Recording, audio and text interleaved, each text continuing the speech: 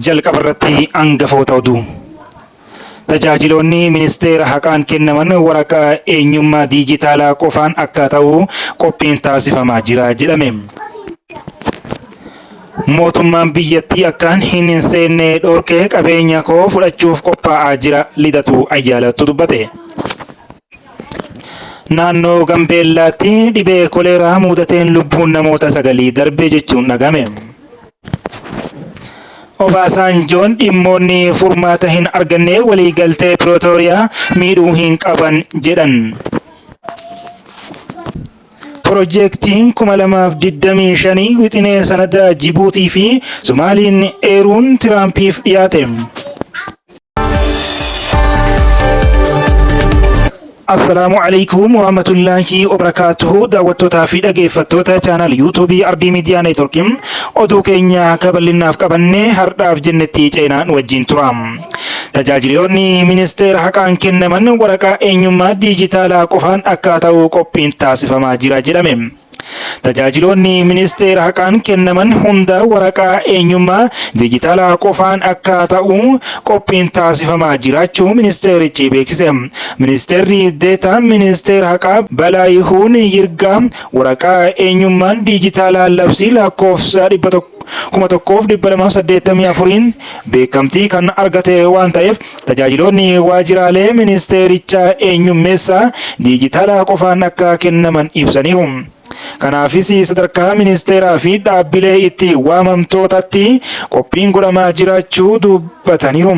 Akaakuu tajaajiloota waraqaa eenyummaa diijitaalaa qofaan kennaman adda baasaa jiraachuus kaasaniiru.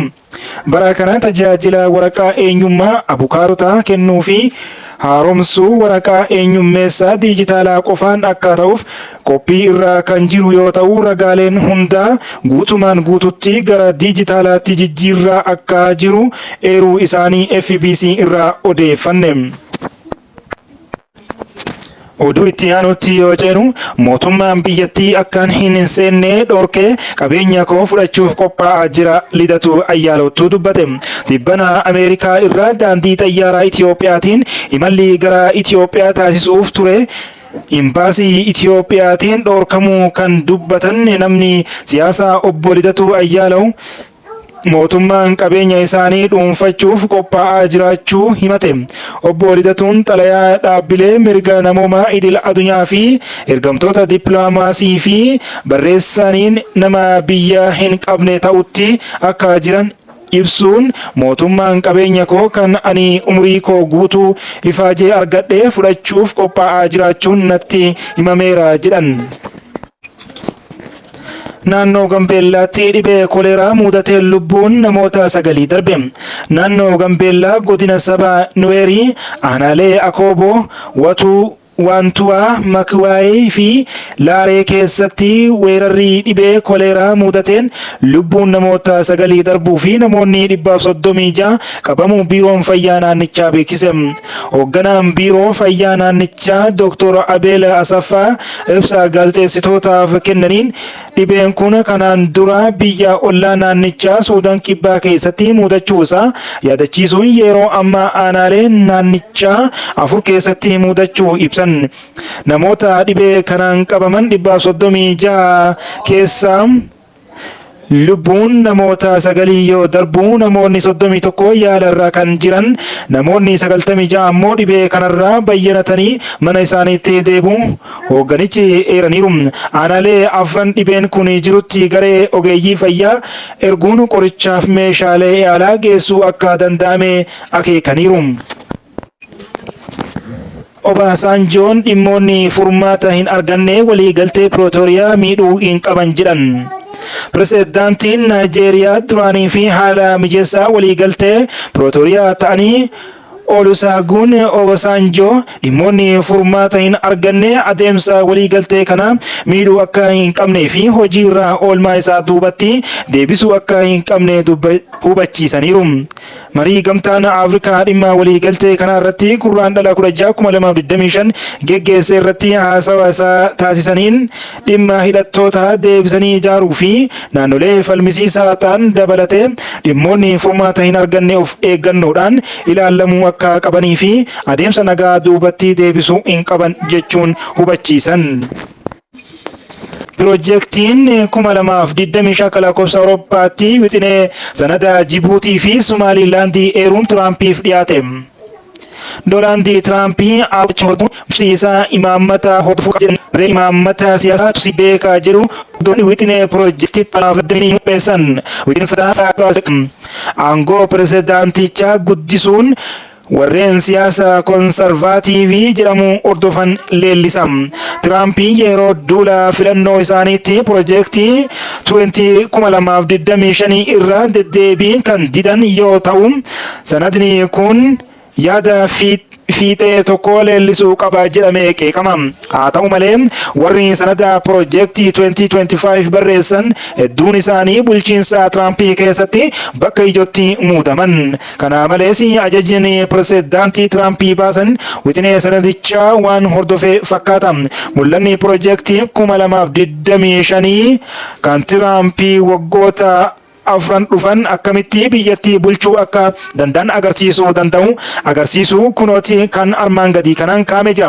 Piroojeektiin 2025 kan wixineen isaa dhaabbata Heritage Foundation jedhamu yoo ta'u, dhaabbata warreen siyaasaa konzarvaatii jedhamu hordofan 100 ol hirmaachise. Inistituutichi yeroo jalqabaaf wixinee imaammata bulchiinsa Riippaabilikaanotaa bara 1981tti qopheesse. Barri kun yeroo Roonaald Reegan pirezidaantii ta'uun aangoo qabatani. Filannoo pirezidaantummaa sana booda geggeeffamanii irratti sanadoota wal fakkaatan qopheesse. Bara 2016 Tiraamp jalqaba wayita filannoo injifate sanada qopheesse kaadhimamaa paartii Riippaabilikaanii pirezidaantii ta'uun aangootti yeroo qabatu dhiibbaan dhaabbatichaa cimaadha. Inistituutichi wixinee dhiyeessii harka 3 keessaa Tiraamp harka 2 bara bulchiinsa isaanii marsaa duraatti hojiirra oolchuu beeksisee ture. Dhaabbatichi bara 2023tti imaammata bara pirezidaantii ammaa kanaaf baasee ifoomsee garuu xiyyeeffannoo guddaa hin arganne.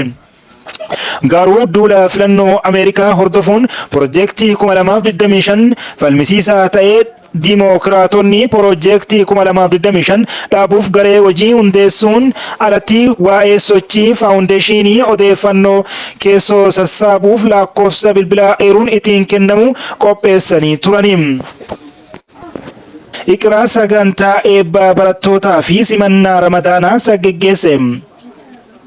Magaalaa Mojotti kan argamu giddu galli Quraanaa fi barnoota Islaamaa Iqraa barattoota simatee beekumsa Islaamaa damee garaa garaatiin barsiisaa ture eebbisiiseera.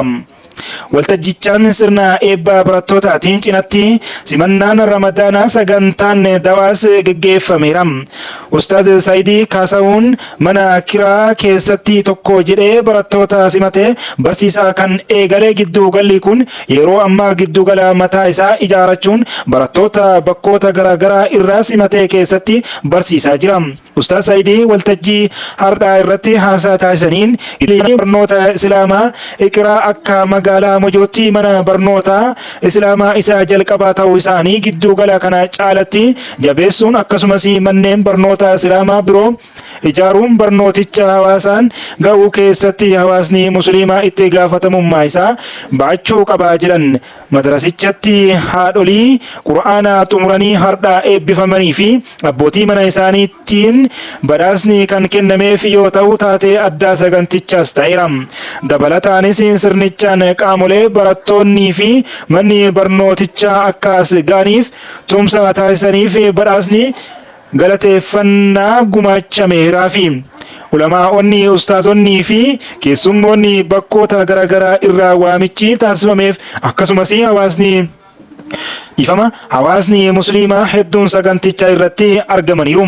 Kan gabaase Ispaader Miidiyaadha.